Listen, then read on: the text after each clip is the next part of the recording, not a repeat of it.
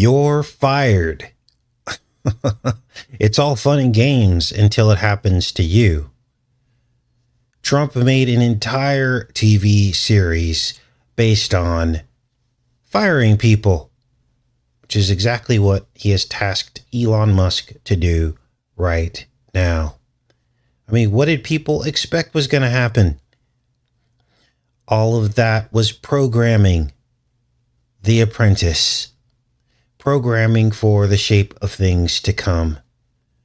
Today, we're going to break down the deeper meanings of the "you're fired" matrix. Because what it really means is the end of the working human. The very definition of a golden age where nobody has to work. Of course, this is more blasphemy, defiance against the Most High, who tasked Adam to toil in the fields by the sweat of his brow as part of the punishment for the rebellion in the garden. And anytime you go against God's will, things don't happen in your favor. What you're looking at on your screen is Mr. Needles and a printout that Marty got in Back to the Future. The printout says "you're fired." Now, of course, this was back in the 1980s, long before Trump became a billionaire. But the people who made Back to the Future said that Biff was based off of this character. But as we know now, there are nested meanings and nested characters. There are characters within characters, aren't there? So Mr. Needles must have been a clue about the shape of things to come, and you're fired.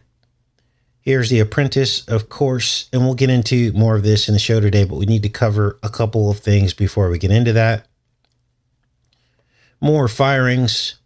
White House abruptly fires career Justice Department prosecutors in latest norm-shattering move.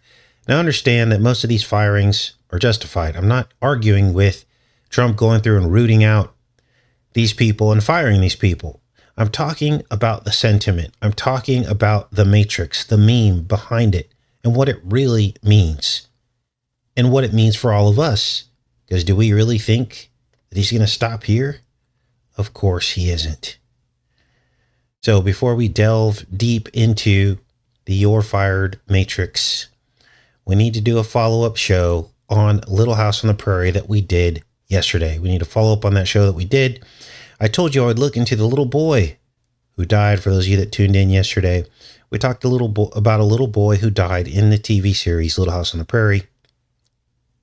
And I told you that I suspected that that little boy would be a Jesus Christ metaphor, the one sacrifice of the fifth age. And check this out. I could not believe this. This is a movie about in vitro fertilization in which Laura Ingalls, the character who played her, appeared. This was 1994. And this was a retelling of, I believe this was a true story, of a doctor who was inseminating his patients with his own sperm. This guy has children all over the world, probably, and he was doing it without their knowledge. He was falsely telling women they were pregnant when they were really just constipated, and it was fecal matter. What a weird show, or movie, I guess this was a made-for-TV movie, and it's called The Seed of Deception. The Seeds of Deception. Now, there's more to this. Let's look at some of these actors here. This guy, George Zunza, let's take a look at him real quick. Okay, he was born July 19th. I like to check the birthdays on this sometimes because it's important. But let's go back to this little boy.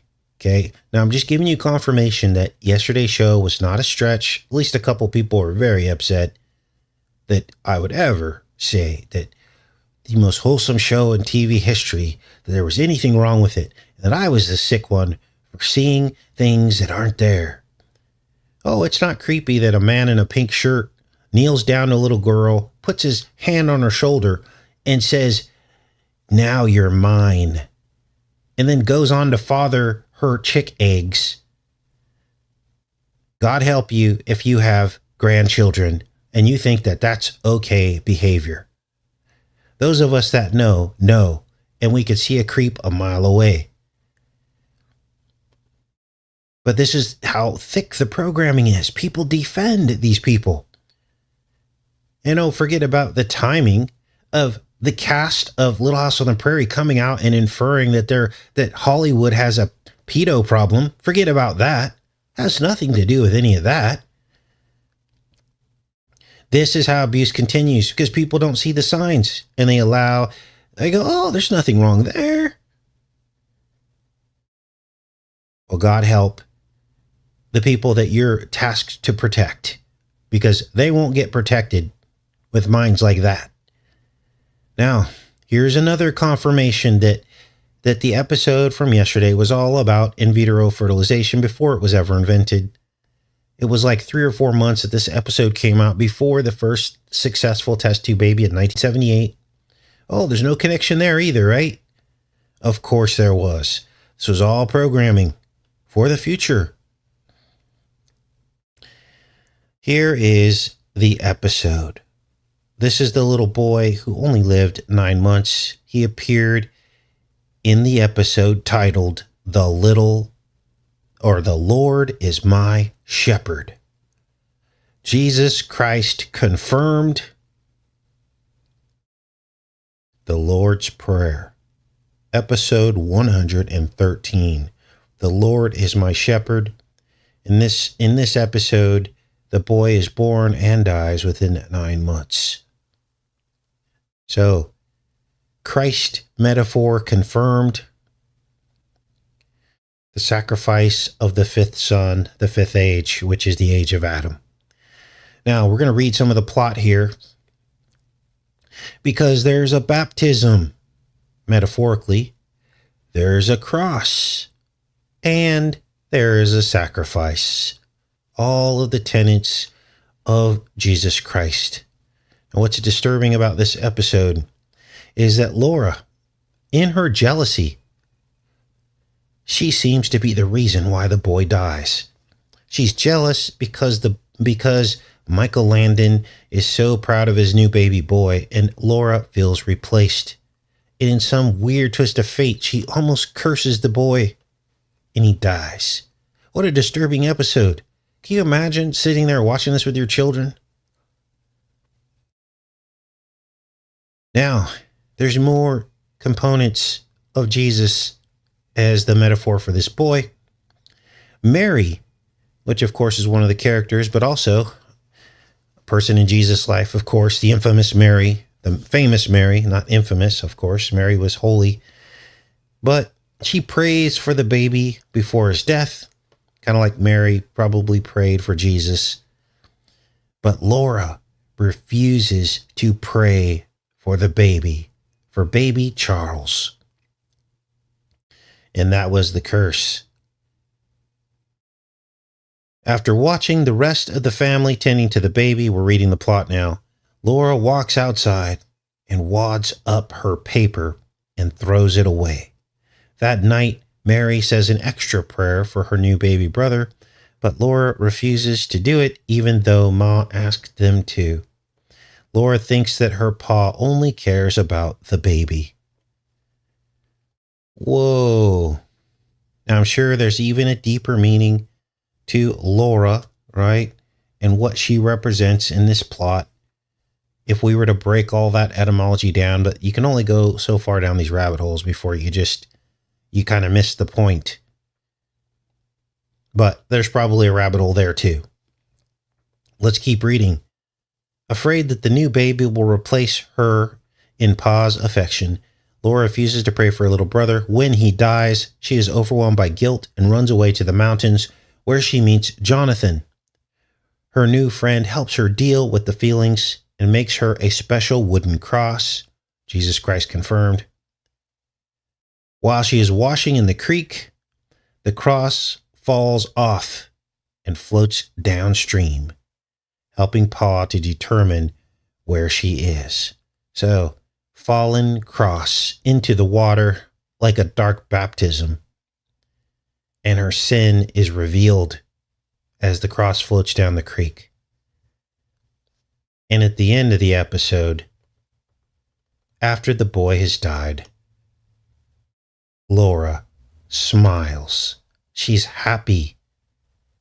This is so creepy on its face, it's not even funny. Now, that's the follow-up from yesterday's show. Now we'll get into the You're Fired Matrix. Good morning, everybody. I mean, really, there were people like defending this in the comments yesterday. And usually when this happens, God just doubles down. He's like, okay, people aren't convinced. I'll just showcasing more proof to show to them. And that's what happened yesterday, which is what I just presented. Christ metaphor confirmed. I had no idea that the episode in which the boy appeared would be titled, "The Lord is My Shepherd." But there it was in black and white. I'm sure if I went and decoded the episode, there would be even more. But we'll leave it at that. Now, let's get into this. And this is where we get into who is and who isn't fit to be part of the new Reich. Yes, you heard me correctly, the new Reich. I waited and procrastinated until I finally saw what the left had been saying all along. But, because the message came from the left, I too fell for the right-left paradigm. I was thinking to myself, well, Trump's not really a racist per se. He just plays like this role, like all these people are racist. Like in effect, they're all kind of the same. Democrats, Republicans, it doesn't really matter. They're not racist against race per se. They're racist against the poor. They pretend to like the poor because they have to pretend to like the poor. But in essence, they wish everybody could be like them. They wish they could erase our brains and just make us slaves to serve them. Now, what am I talking about today about a new Reich? Well, I'm going to cover some very bulleted points that suggest we are in a post-human era. An era in which the labor that humans provide means nothing to the people in power except to serve them. There is no natural affection. You notice people don't hug anymore. No natural affection. This was all predicted in the Bible. No affection for your fellow man. When do you ever hear Trump talking about small businesses? Almost never. Bush was able to deceive a lot of people because he kept talking about the small businesses, didn't he? But now we never hear Trump talking about small businesses. It's all huge corporations and billionaires. He doesn't really have respect for small businesses. Watch, tomorrow he'll come out with an executive order saying, I'm for the small businesses. It's so creepy how we start talking about something and then all of a sudden it happens. But, we'll continue on here. So we're entering a human era where humans aren't good enough anymore.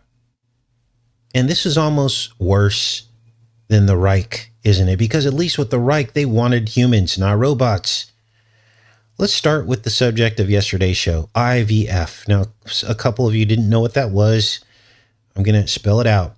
IVF is in vitro fertilization. It's essentially this whole process of harvesting a woman's eggs, artificially inseminating them, and then either inserting them back into the woman or inserting them into a surrogate, a different woman, to carry the child. And it's essentially eugenics.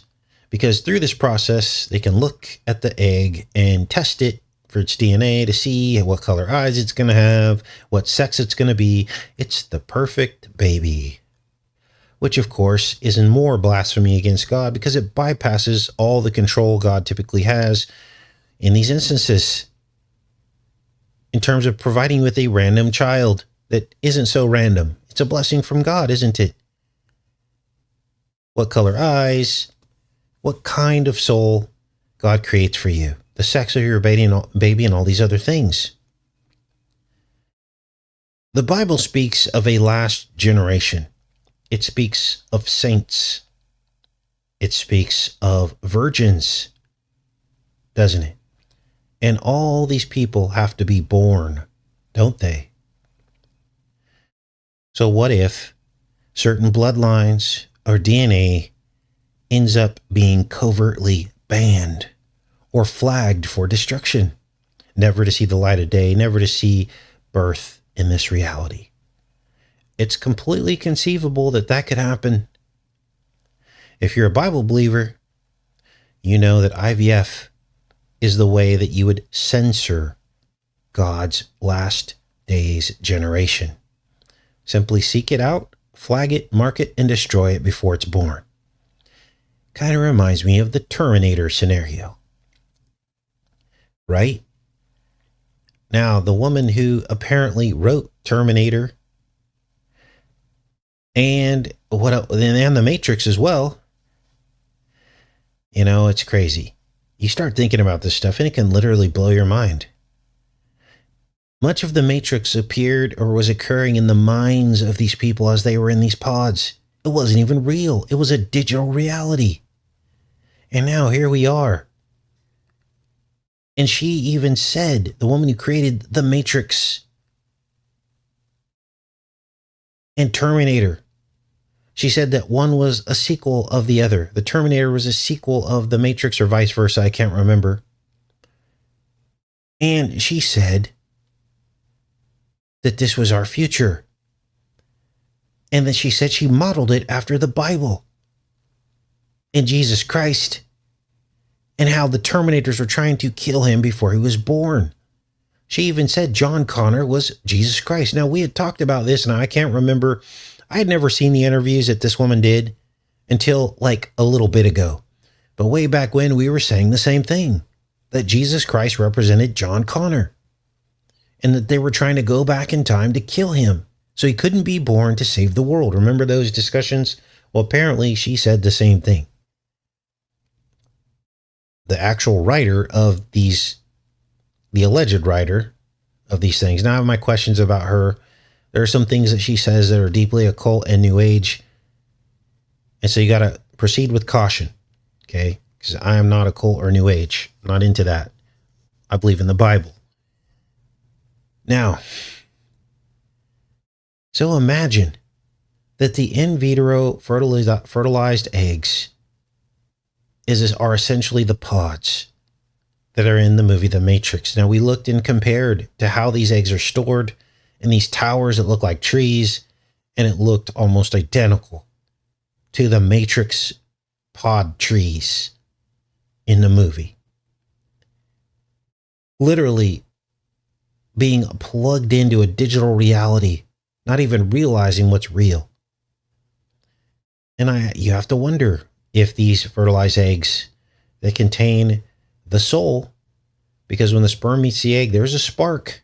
That might be the God energy, many of us believe. And at that point, there's a soul in there. Maybe they're trying to trap the kingdom of heaven, which is within, into these fertilized eggs and freeze them, put them on ice. Wow. I mean, there's so much to think about, but so let's get back to this. Went off on a tangent there. So now we know IVF is the way that the enemy could censor God's last days generation. It's the only way out of just straight killing people, right? Genocide, which is a lot harder to conceal, a lot harder to get public sentiment. Best to just go in before they're born. So Trump's fascination with IVF is troubling to me on so many levels. He's now announced he's the father of IVF. Because many believe that the Yahtzees used IVF to try to breed in the perfect human being. They were consumed with this. Now, if it was only IVF, we wouldn't be doing a video today, but there are like 5 or 6 more clues that Trump is a post-humanist, And a great channel to watch who covers a lot of this is Days of Noah. I mentioned on yesterday's show, YouTube channel, Days spelled with a Z. He was the first I really heard in-depth discussions about posthumanism. Nicholson, 1968, talks about transhumanism, but this is posthumanism. It's basically where they believe that humans are no longer viable. Now let's keep going. This whole notion of inadequacy. And we're going to talk a little bit about Trump's remarks on yesterday's press briefing as well. This notion of inadequacy. Trump has given many clues that he believes most people are inadequate for most jobs. Now, in the press conference yesterday, he was with Kid Rock. Kid Rock came out. You know, it's so crazy. We're literally living in idiocracy. Look, I have nothing personal against Kid Rock. Okay. A lot of people like him. I guess, you know, way back when I listened to a couple of his songs that were kind of catchy. Okay. Nothing personal, but there used to be a level of decorum in the White House. You didn't really just invite random people to hang out. There was Conor McGregor a couple weeks ago. And I understand what Trump's trying to do. He's trying to relate to the common person is what he's trying to do. But even in these instances where he's trying to reach out, it seems insincere. Now, what happened yesterday?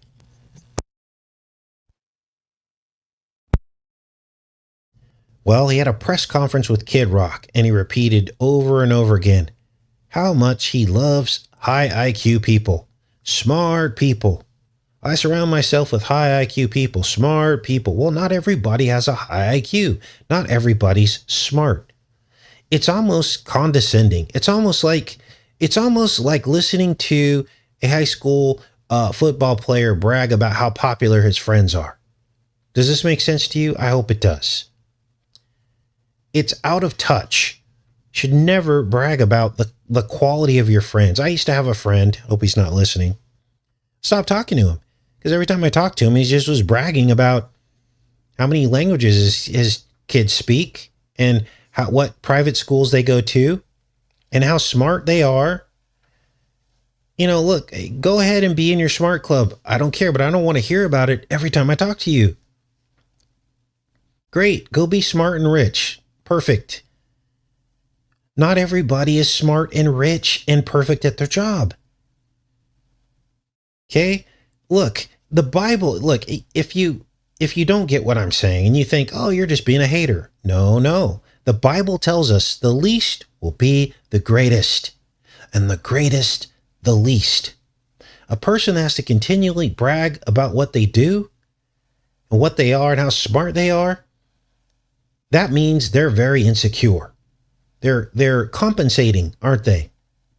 Most people, no matter how smart they are, they tend to be more, more self, I don't know what the word is, but you know what I mean? I tell you guys, I'm not that smart. And I tell you that because, they want us to believe life is so complicated and just leave it up to the professionals. It's insincere is what it is. So Trump was like, yeah, I surround myself with high IQ people. I love high IQ people, smart people. And then he doted over Musk, whose term is apparently coming to an end. But Trump's like, I would keep him on forever. He's great. He's so smart. He's a very smart man. High IQ. And of course, Musk is firing thousands of people. But never forget, these people, a lot of them weren't just given these jobs. They had to pass tests and qualify and all of this. And I'll give you an example. I got admitted into a pretty cool college, Cal Poly, San Luis Obispo. It's an engineering school. I was actually supposed to, my original major was civil engineering, but I was really bad at math. And of course, you have to have math and you have to pass physics. So I dropped out of that program and went into graphic communication program. And I had to pass all the classes and I had to graduate just like everybody else. Some of the classes weren't easy. Okay. So even if you're given an opportunity to do something, there's still certifications that you have to continue to take. Do you think some of these air traffic controllers didn't have annual certifications that they didn't have to go through? We already know this is the case for pilots. Pilots have to continually get training. It's not like you can just fake this till you make it. So this whole notion, we're just going to fire everybody, is not good. Because it's not taking into account the person that is what they've achieved, right? Now, if they're failing in their job, they would have already gotten fired, right? Now, Trump is really smart in how he approaches all this. He started by picking off the fringes in our society. And this is where we're going to go deep today, because you need to hear this. He started by picking off the fringes in our society, the ones that he knows that a majority of the public will side against, which were the diversity hires, trans, and LGBTQ. And now you see how the left literally was part of this as well. They originated and set up these groups to be the sacrificial lamb for the final golden age. This is why the left went so extreme. So that the extreme could be the controlled demolition to bring in the post-human. Let me say that again. The left created the extreme so that it could be controlled demolition to bring in the post-human. They were the first domino to fall, if you will. Trump then pivoted to illegals, then legals, green card holders, who he didn't think deserved to be citizens based on their opinions. Do you see the progression? First, you start with the extremes, then you move to the illegal, then you move to the legal. Oh, this is starting to feel like a dragnet. It's starting to feel like a boa constrictor slowly closing in, isn't it? And now we are seeing the seniors, which will be the next domino to fall. How to prepare for the new Social Security ID policy. Trump is targeting the weak in our society, the fringe, the defective, the substandard.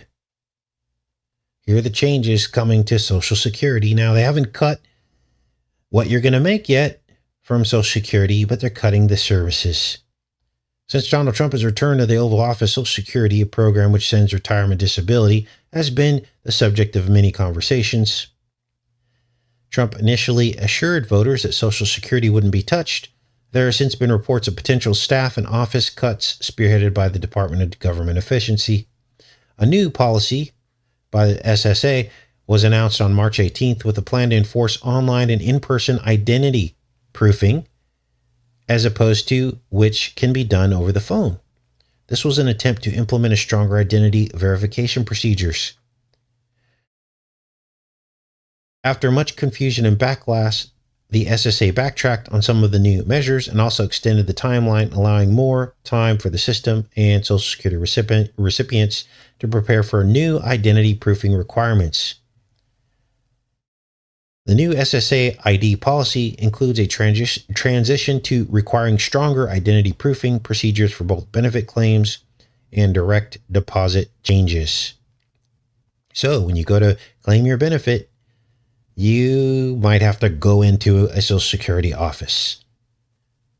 When you want to change your direct deposit, same thing. Can't identify over the phone. Recipients will instead have to verify their identity via an online account. A lot of seniors don't have online accounts. There are many seniors that don't have someone to help them, right? So here's where we get into the defective, the substandard, the people that just don't know how to figure this out. Now, if you don't think this is a thing, I had a friend who went exactly through this, and he was only 10 years older than me. He never got on board with computers. All of this was highly stressful, highly confusing. He didn't trust anyone to do it for him because people rip people off. Think about the fraud that this is going to open people up to for people that will basically go in and pretend to help people. There will be whole services that will pop up. Oh, don't worry. I'll do it for you. I'll get you on the computer to log in, and then they just steal the person's identity anyway. Let me tell you how inefficient this system is. I had to do this. They wanted to confirm my identity for Social Security. I got an email. They said, okay, sign in, put your address in, and we'll send you something in the mail, and then you read us the code off of what you get in the mail. How easy would it be for someone to just pretend that they're that person, to basically log into the Social Security system, have the mail come to their address, and now they're getting a Social Security check. So they're just creating more problems out of this whole thing, aren't they? Now, that almost happened to me. What they sent me in the mail went to the wrong address and went to my neighbor. Fortunately, they were home. And when I went over to their house, the next time they gave it to me. But there was like a 5-day delay. And they didn't think it was important to knock on my door and go, oh, there's something from Social Security. They waited till the next time I came over, which could have disqualified me from my Social Security that I paid into. We're talking tens of thousands of dollars over the course of several years, right? So there's something fishy going on here. They're saying that they're making Social Security more efficient, but are they really? What are they really doing here? Is this really about that? Or is this about setting up a trip hazard for people that they can walk right into traps? You guys, many of the people that got the Social Security email didn't even think it was real. It didn't even look real. Even when you clicked on it and went to the Social Security website, it looks not real. It looks like a scam. And if you don't think governments do this, I shared a story a couple shows ago. I have some heritage from the Cayman Islands, from Jamaica. And my great-great-grandfather had land there. Well, in the 1970s, right around the time I was born, actually, you can look all this up, the Cayman Islands basically stole a bunch of people's land, my grandfather's included. How did they do it? Oh, you got to come in and bring your deed. Now, they know people are out of the country, so you got to literally plan a trip. You got to show up with your deed in hand, your land title, and you have to provide that. And then they said, oh, we're digitizing everything. We're going digital. And if you don't bring your deed, this is the deadline. And once the deadline is up, we take your land. And that's exactly what happened to my ancestors. Land was taken because my grandfather was a drunk and he didn't go and take the deed in. He just thought, I got a deed in my hand. This is good as gold. Nope, sure isn't. So understand that governments do this. It's a trip hazard. They'll literally set a trap so that they can just disqualify a bunch of people and then they just take your money. So this actually happens. Now, hopefully by now you're seeing this progression. We started with the illegals. No, wait, what did we start with? We started with, I can't remember. Then we went to the illegals. Oh, we started with the LGBTQ trans people, right? A fringe group that everybody agreed, oh yeah, fire all of them. It's like a witch hunt, right? And then they went to the illegals. Then they went to people here legally who had green cards. Now you're fired. Then now the seniors. It's a progression against the weak in our society. And all these policies are veiled in inefficiency, which is another tenet of the Reich. Inadequate humans, the old, the frail, the defective. You know, the Reich actually hated LGBT, blah, I can't even say it, people, right? They were treated very harshly and cruelly. They were seen as defective because they were born that way or whatever, some were. Now, we've all heard Trump say things about the poor, haven't we? And now he's threatening to go after SNAP benefits as well. And there are post office changes too. Let's start with the SNAP benefits. Here's the update on SNAP. Map shows how Medicaid and SNAP cuts could hit your state. See if there's a video here. Play the video. Supplemental insurance program. Largest federal. I guess there's no sound really. It's just this song playing. Eligible low-income individuals and families. Now, if you don't think this is going to get cut to some degree, you're not living in reality. And a lot of these people voted for Trump. They never thought he would do this. But this is the truth. SNAP is a lifeline for older adults who might otherwise face hunger and malnutrition, stress of not being able to put enough food on the table. Food that can be purchased with SNAP includes blah, blah, blah. Fruits and vegetables, meats, poultry. Fish, bread, cereals, dairy products, snack foods, non-alcoholic beverages. Got to live in a state which should apply and meet the bank balance limits. Federal rules to be eligible for benefits. Household income and resources must meet 3 criteria. Household income before any of the program's deductions are applied must be at or below 130% of the poverty line. Net income or household income after deductions are applied must be below the poverty line. Now, I can imagine at some point, Elon Musk will say there's fraud in the SNAP program, and we're going to go after them next. Households without a member age 60 or older who has a disability must have assets of $2,750 or less. So you can't own a home if you are on SNAP, I don't believe. So here is a predicted job losses, GDP loss per state due to Medicaid and SNAP cuts. Let's see here. Kentucky, 579 per 100,000 people estimated to lose their jobs, and the state GDP forecasted to see a loss of $2.37 billion. Now, understand that with all these job cuts, a lot of people are going to be going on SNAP benefits, so we're going to see a surge in that as people struggle to find new jobs. A lot of people have been put directly into poverty because of losing their federal jobs, right? Let's start from the beginning. New Mexico and Kentucky could feel the greatest impact from Medicaid and supplemental nutrition program benefit cuts in relation to job losses. 41 million Americans rely on SNAP benefits, making it the country's largest food assistance program.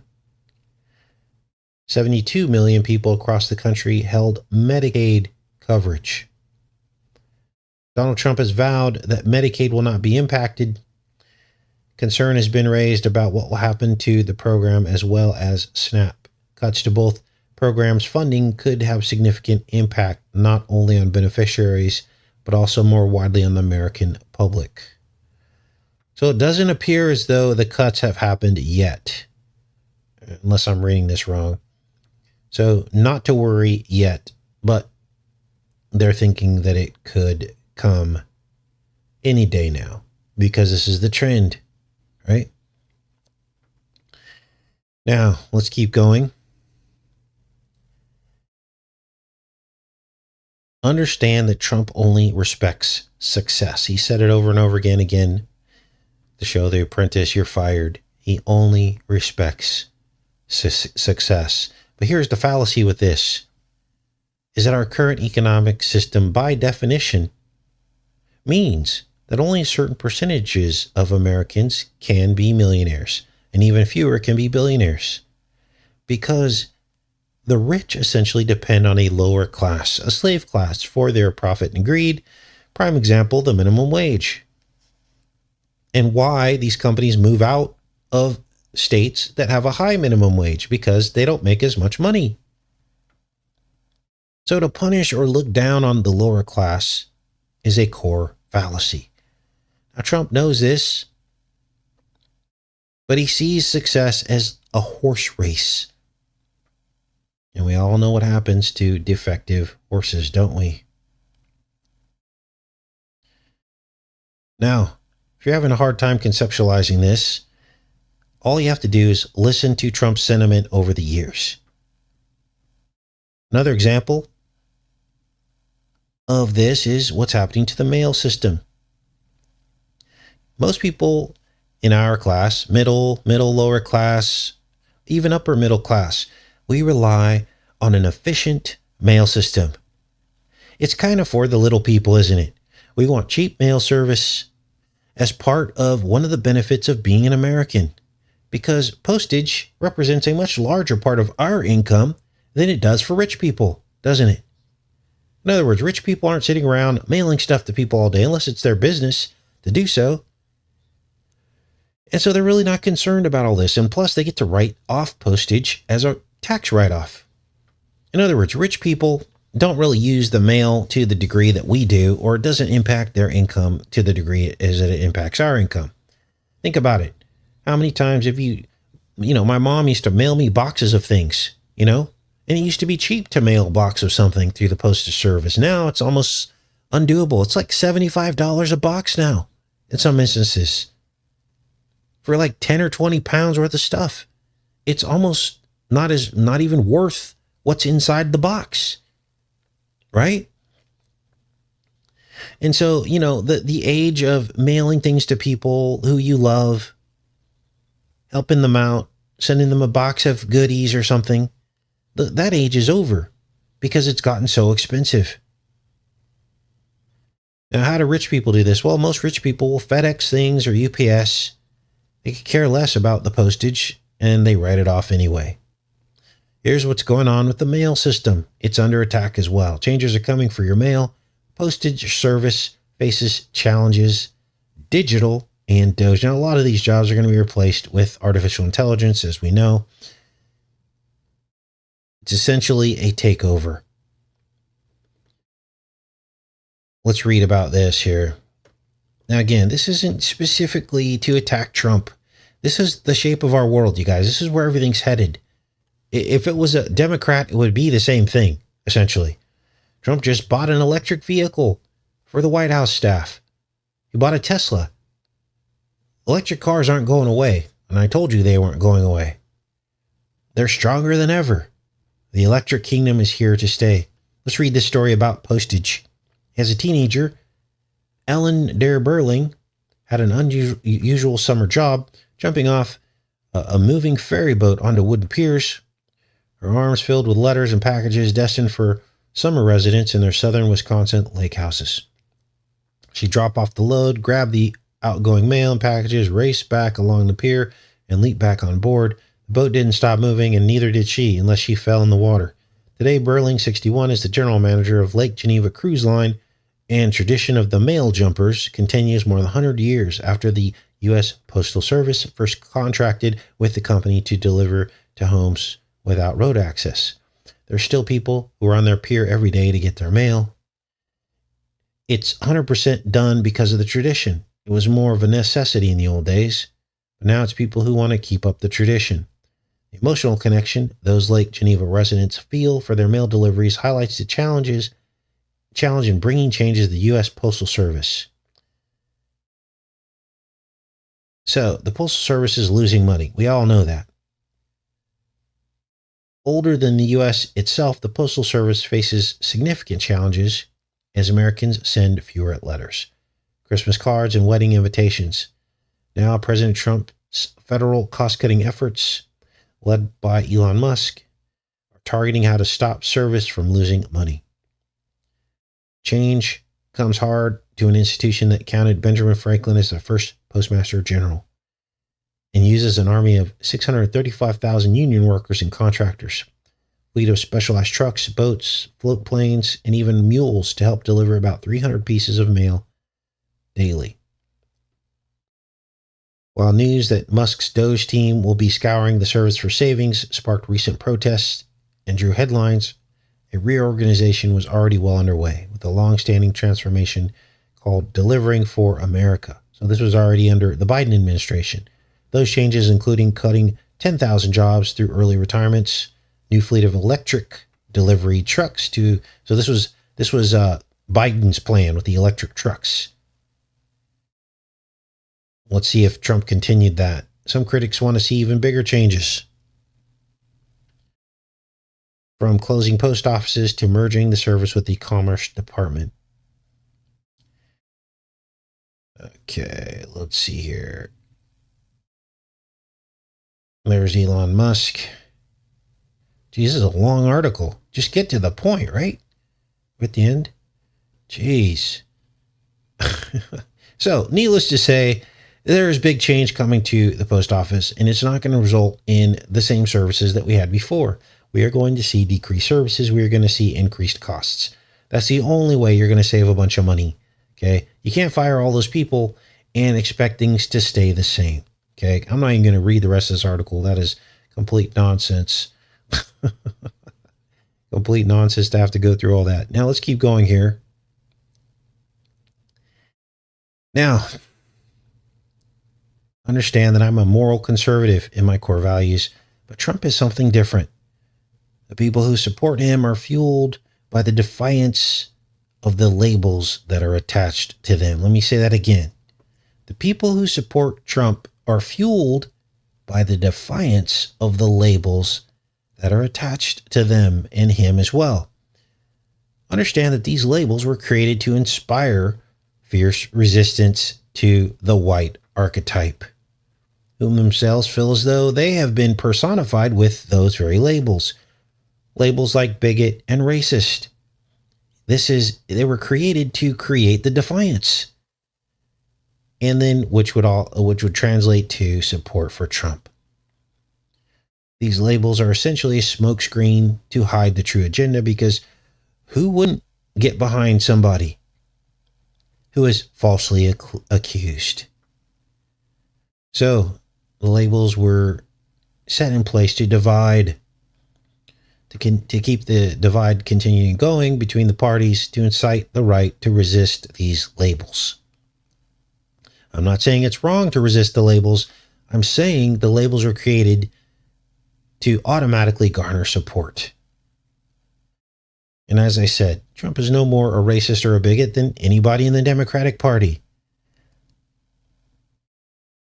But everybody is preoccupied with the smokescreen instead of what's just beneath the surface, the true covert agenda that is marching forward, the post-human America, where we are no longer needed.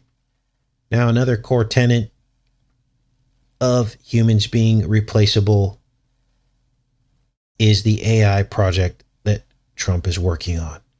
The most aggressive AI project in human history. Its very objective is to replace human jobs. The only humans left working will be the very specialized and the very brilliant. And this is probably sounding familiar to you because Bill Gates just got up on stage and said this very thing. He said doctors will be replaced in 10 years. And he said that he feels as though there are very, very few original thinkers left. He goes, oh, they can keep their jobs, but there are very few original thinkers left. He said most people are followers, which means they're replaceable, which means you could plug in an algorithm and the computer will follow the same lines of logic. They believe that AI and robots are better than the average human, in fact. So what's going to happen to all these people who get fired? What will happen when there are no jobs? Guys, we're already at a point where unless you go into huge amounts of debt and get the best education, you may or may not get a six-figure job out of college. Nothing's guaranteed. And your degree could be obsolete in 5 years unless you're a professional, unless you're a lawyer or a doctor, right? Or if you're a blue-collar worker with a certain certification and you know how to do specific things, but everything is changing at a fever pitch. Now, this happened to me when I was in college. I got a bachelor of science degree in graphic communication, as I explained to you, print management, essentially. TV Guide was my account and my first major job. They don't even make those anymore. Like within 5 years of me getting that degree, they were already replacing TV guides with digital TV guides. Remember those? I think it's still around where your screen scrolls down and it shows the schedule of all the TV shows in your cable network or whatever they're doing now. I don't even know. I don't have cable. I don't have streaming services. But this is what they have now. So, why do we believe that a person like Trump, with his panel of billionaires and his panel of post-human eugenicists, why do we believe that they're going to magically take care of all of us during this golden age when there's nothing for us to do? Now, if we look in history, once humans are no longer needed, they're discarded. Either adapt or die. You're fired. The only people getting hired right now, according to Trump's press conference yesterday, are foreign countries. They're the only ones getting hired. We have achieved true globalism. What are you talking about, Casey? Well, Trump was again bragging yesterday. He shows his hand to those who see what's happening. All the new companies coming into America, they're all foreign companies. And Trump was bragging that he's the first president to bring in $1 trillion in foreign investors. Saudi Arabia, Qatar, United Arab Emirates. Straight up globalism. Let's call it what it is. Now, Trump brags that this will create jobs for Americans. I don't want to go work for someone from a foreign country in America. Who wants that? When I want my boss to be an American, not a foreigner, not someone from the Middle East, Qatar, Saudi Arabia, Japan. I mean, am I off base here? $1 trillion, you guys, of foreign investments. That's a substantial part of our GDP. Now, this is crazy. Spending has fallen off. People are worried about the future because of the tariffs. These tariffs are going to hit any day now. People stop going out to eat. Now, I don't go out to eat. Some people feel like they've gotten to a point in life and they want to go out to eat. I don't fault them for that. If you've got the money to do it and you think it's worth it, go out to eat. But people are not spending this kind of money. What's this doing to small restaurants and small businesses? Completely decimated. Many are going out of business. You all know, you look around, you see the restaurants closing. This is starting to feel like an episode of Idiocracy, isn't it? Now, let's talk about another troubling trend that has emerged in Trump's comments lately. You noticed probably yesterday, if you watched the press conference, that Trump is literally obsessed with, he just keeps repeatedly bringing up the failures of Biden. Biden. You guys, Biden was an empty suit. This is why there wasn't a lot to decode about him. He was a placeholder. Biden his time, and now it's clear. Biden was biding Trump's time, wasn't he? It was a placeholder to make us feel the pain so that people would vote for Trump again. And so Trump is doubling down on Biden as if he's like a real person, as if he was the one really running the country. And so that's a lie. Like, Trump is straight up lying to our face, addressing him as if he was a real leader. It's like trying to address Elmo as the true leader of Sesame Street, when we all know that he isn't and wasn't. So what's up with this? Why is Trump running cover for the left by pretending that Biden was really running the country? It's because he's tapping into Biden's failures. It's the only way he can contrast himself to what happened before so that he can control demolition, everything else. I hope this is making sense to you. This is true 5D chess. You keep doubling down on the failures of the person before you, regardless of whether or not they were really running the country. What we really need to hear Trump say is, it wasn't really Biden running the country. It was these 10 people were really running the country. Then I would have respect for what he's saying. But he keeps saying Biden. It's like, Biden didn't do any of those things. There was another group running the country, and we need to know who that group is. And those are the ones that need to get fired. Biden's name doesn't even really need to come up, does it? I don't know if you guys agree with me on that, but that's what I get. It's just cringy that he keeps saying, yeah, Biden this, and even the press secretary, same thing. Because of Biden's policies, Biden, no, let's talk about the people who were really running the country under the left over the past 4 years. Then we're on to something. Then we can figure all this out. Okay. But my feeling is those same 10 people who are running the country under Biden, none of them have gotten fired yet, have they? And if they have, we need to hear about it specifically. Now, here's what else is interesting from yesterday. The reporters brought up a Trump third term. And Trump literally said he was going to look into it. He says, yeah, my advisors told me there's a way that this could happen. He goes, I haven't really looked into it, but if it's possible, yeah, that'd be great. Or something to that effect. You'll have to watch the press conference to get the exact. But when have we ever heard a president say that? I don't even think Obama said that.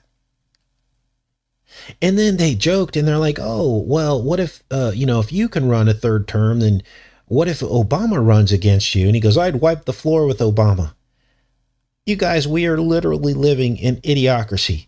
Like, these discussions that are happening aren't even real to me. It's like we're watching an episode of a TV show. Now, here's how they keep people on the hook. Okay, because you're wondering, how do they take all this seriously?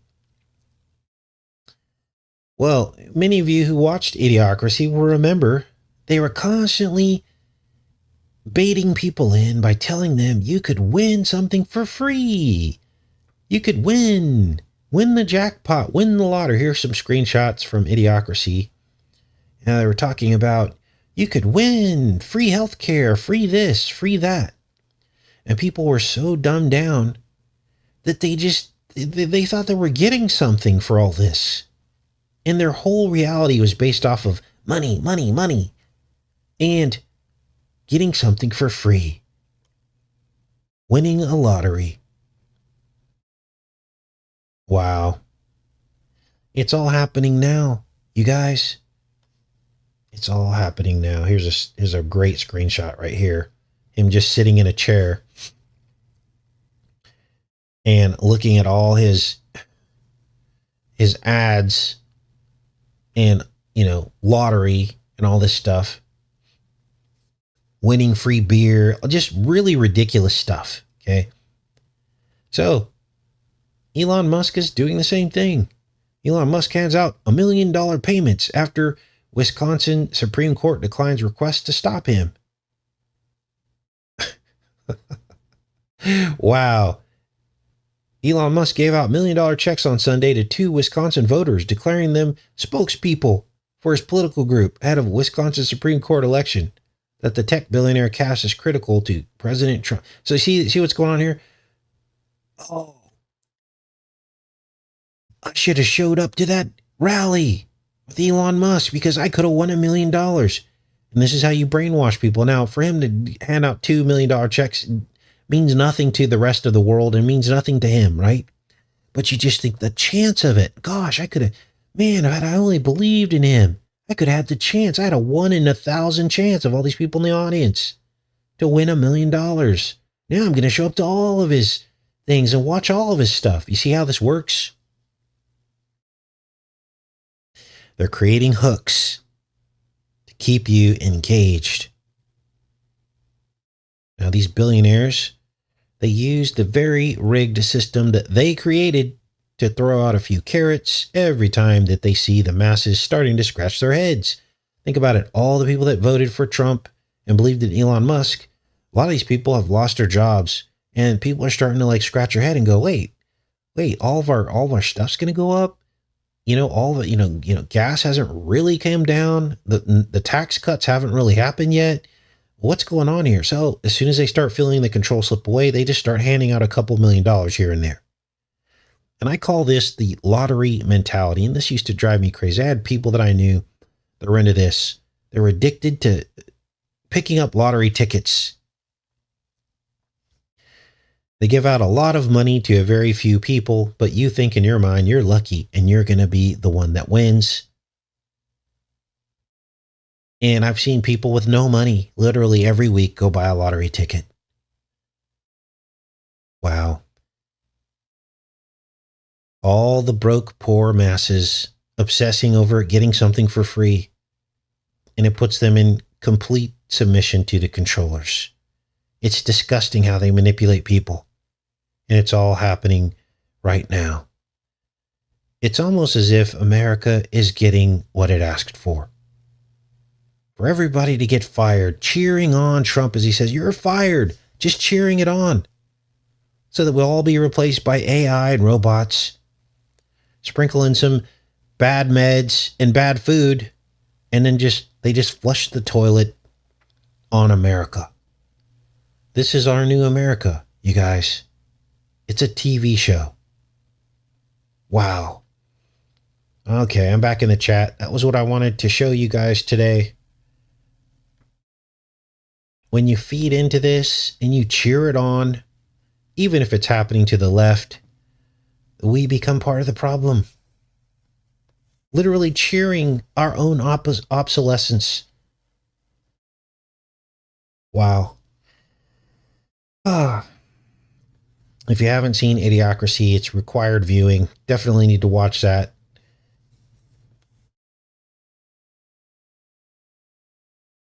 Okay. April says, there is a third term in pregnancy. Yes, the trimesters.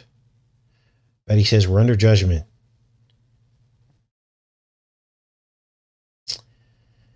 Ilana saying, with teachers being replaced by AI. Wow. Now, I'll admit, okay, yesterday when I watched Trump in the press briefing, that guy, he literally can put you to sleep. It's some kind of, what's the word I'm looking for? Hypnosis or something. Because he taps in to all the things that people react to. Strong leader, well-spoken, seems to make sense, overly confident. The guy doesn't even stutter. And then you turn it off and then you look at the reality of our world. That we are literally putting complete trust in a person that is literally crashing our economy. And you're like, oh, okay. You got to look at your daily life.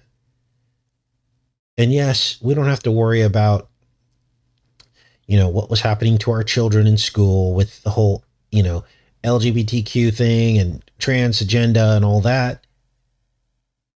Or maybe we still do. I mean, look, a lot of states push this stuff. Just because the federal government said we're not doing it anymore doesn't mean the states haven't continued on. I haven't really seen a huge change. Now, Trump did threaten to take away their federal funding, and most schools get federal funding. So maybe they'll take these things out, but maybe they won't. Or maybe they'll just fight it in court. I don't know what's going on, you guys. But remember, always remember, even if we got that win, that was what it was designed to do. That was the sacrificial lamb. That was the controlled demolition of the left. That's why the left had to be so extreme in their belief systems. So there would be a contrast. And this is why Trump keeps tapping into the contrast, right? This stuff is very deep. And it's very easy to fall back into picking a side until you step out of it and see the forest from the trees. Good morning, everybody. Well, I hope you got something out of this discussion. We got to stay on our toes. What else is going on? Oh, thanks, Corey. Thank you. Thanks for the super chat. Now, for those of you that support the channel, I just want to say a big thank you. Best way to support the channel is the link that Rebecca provides at the end of the show. The super chats are okay. And it's great. And I like that you guys get recognized a bit too in the super chats, but YouTube does take 30% of those. Okay. So it's always better to go the other route. So, but I appreciate all of the support that you guys give to the channel. And it just reinforces my dedication. I try to every single day wake up thinking about this channel and all of you. And every day that I present is for all of you. So there's a lot of effort that goes into it. So I appreciate the support. You guys are awesome and amazing. So just never forget, the Bible says the least of us will be the greatest and the greatest the least. So anytime you hear someone pumping themselves up, understand, about how rich they are and success and high IQ. I mean, look at Bill Gates. Look how ridiculous he is about the things that he says that make absolutely no sense. Like I tell you guys, I'd vote for a plumber, my local plumber, before I voted for any of these people. To me, they're the greatest. So, what else is going on, you guys? I'm reading the chat.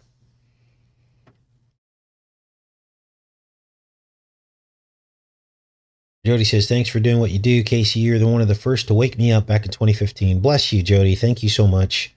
And it means a lot when you guys speak up. Thank you so much when you speak up about, how this channel has impacted your life. Thank you.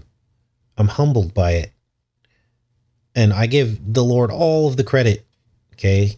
He gets all the credit for that because he inspires me to help inspire you. So Bible says, don't work, don't eat. Yes. And it says, teach a man to fish, not give him a fish. And, Trump is claiming that he's going to interrupt the punishment that God gave Adam. Now, he's not really going to, okay? Understand this. It's just a carrot he's throwing out. But the fact that he has people believing, oh, America's so rich, and these billionaires are going to share it with all of us. They're going to cut our taxes to nothing. They're going to make it so easy to get jobs. We're going to have really all well-paying jobs. We're all going to be millionaires. That's the lottery mentality. Now, that will never happen, but this is what they have people believing is going to happen, okay? It's vanity. It's vanity that they're selling. And it's a trap. He's not really going to break God's punishment for Adam, and so that we can all just sit around all day and just not do anything, nor should we want to.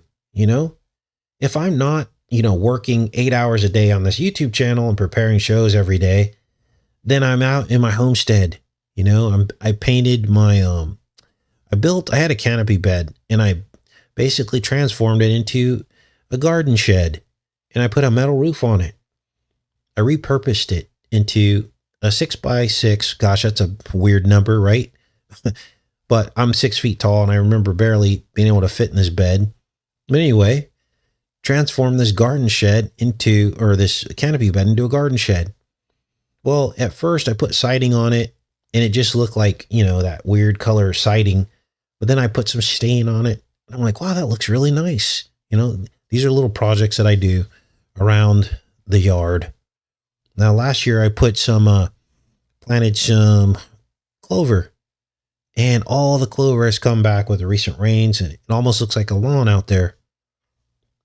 Now, God made us, part of what he said to us about what he said to Adam about working by the sweat of your brow.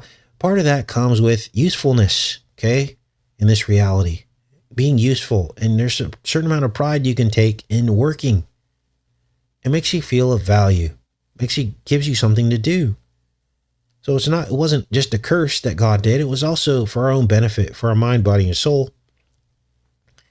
And so to take that away from people or not pay them for what that's worth is going against God. Okay. Now there's even scriptures in the Bible. If you want to do a deep dive today, there are scriptures in the Bible that talk about people who oppress other people and don't pay them a fair wage. Can't remember what Bible books those were in, but there's a stern warning against people who hire people and do not pay them a fair wage. And that's a great deep dive to do in the Bible when you get some time. When I do my Bible study, I do word search Bible studies. Okay. So with the example that I just gave you, you could just go to any online Bible and just search the word wage or pay or wage or something like that. And then all the verses that talk about that will pop up. And it could be like your Bible study. Those are the most fun because you never know what you're going to get.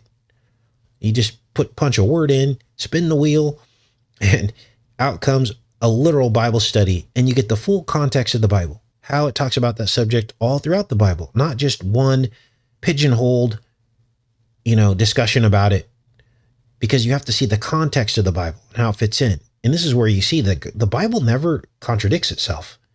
When you type in a one-word subject, you look, you will see all of the different instances in which that occurs. And then you can get a context for the spirit of the word, right? This is how I knew that God doesn't create evil. Because when you type in good, the word good, and God, and you do a search on that, it says God is good all the time. It talks about God's blessings. So how can God be evil? So you realize that some of these verses were misinterpreted because the same word can mean the opposite, the exact opposite of that word. Okay. So these are just some suggestions about Bible study. I dropped the biblical study paradigm a long time ago. And what I mean by that is I grew up in religion. I grew up in oppressive religion, guilt-ridden religion, Jehovah's Witness, Seventh-day Adventist, where there were classes of people, the meat eaters, the non-meat eaters, the ministerial servants, the non-ministerial servants, the elders, the non-elders. It's all stratified to make you believe and feel guilty most of the time because you don't measure up to the requirements. That's not how God wants us to interact with him. And Bible study was always read this book or read that chapter. I got absolutely nothing out of those Bible studies. It isn't until you see the whole Bible all at once that you really begin to understand some of these concepts. Prime example, here's another great Bible study, and I've mentioned this before. Type in the word tree or trees. That is an amazing Bible study. It starts in the garden. And you can go through, and in about an hour, you can read all the instances in which the Bible talks about trees. Take notes and strap on your seatbelt because it is a ride. It is a ride. And it's amazing. This is why I love the Bible. Trees are people. Isaiah talks about trees that reached into the heavens, covered the kingdoms of the earth, I believe is the book that it's in. And you see how once these things are revealed to you, it doesn't matter that you memorize scripture and verse. I get annoyed with people who, rattle off scripture and verse all the time, as if like they're smarter than the rest of us, or they're more holy or more spiritual or closer to God because they can memorize chapter and verse. That's more guilt. And then what does that do to the people around you? You feel inadequate. You feel like, oh, that person must know their Bible. No, not necessarily. They're good at memorization. But do they know what the tree actually represents? They don't know that. They think they're officials about how to read the Bible and interpret the Bible. So I'm just trying to give you guys some encouragement, okay? The Bible isn't this huge, thing that you have to be afraid of, okay? God can show you things in the Bible. He can reach you, help you interpret things. You don't need a pastor. You don't even need me. All you need is God. It does help to have another person because where two or more are gathered together, God will be there with you. That's the promise he made. And people say, oh, you misquoted. This is another thing I get. I'm tired of you misquoting the Bible. Look, Jesus says the word is written on our hearts, the tables of the heart. And yeah, I'm not going to get the exact wording down every time. That's more guilt. Oh, because you didn't read it right out of the Bible, you're misquoting it. It's the spirit of the word. That's what it is. Okay? And when I talk about no flesh left, that means something. And it does relate to other things other than the official biblical narrative and the official manifestation of that prophecy, right? We're allowed to do that as long as the spirit of the word is kept intact. So you don't have to quote exactly the verse. Don't let anyone let you feel guilty for that because you quoted it wrong. As long as your mind is open for correction, if you got it wrong in a really bad way, that misinterprets it, yeah, I could see someone getting upset about that. Like if you're misinterpreting it to convince someone not to believe in God or something, right? That would be the doozy. But other than that, it's the spirit of the word. So I hope that this encouraged some people, okay, to get into your Bibles a little bit. Electronic Bible is the easiest way. Just word search it. It's fun. And we need to probably do some more of that or re-upload. So we got a lot of biblical stuff on this channel, a lot of deep dives that I could re-upload. Okay, I'm back in the chat, you guys. I know this was a long show today. Well, it's actually not that long of a show.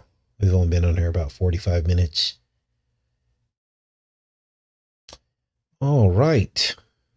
There are more people that fall out of the faith or never get to the faith because of judgy Christians who pretend like they know the whole Bible and they've got the whole thing memorized. And then someone shows up to a church for the first time and then they just feel judged. They feel stupid. They feel like, oh, I don't have the time to get into my Bible. And they throw the baby out with the bathwater. They just give up. I'm encouraging people the opposite. Give it a try. Ignore those people. Don't feel inadequate. And God will do the rest. God will do the rest. And believe that. Believe it. Look at the people Jesus hung around. Were there people that knew every chapter and verse of the Bible? No. He was around the simple people. Always remember that. Never forget. I love each and every one of you, and I hope you guys have a great rest of your day. I don't know what we're going to do tomorrow, but we'll figure it out. I'll see you guys tomorrow.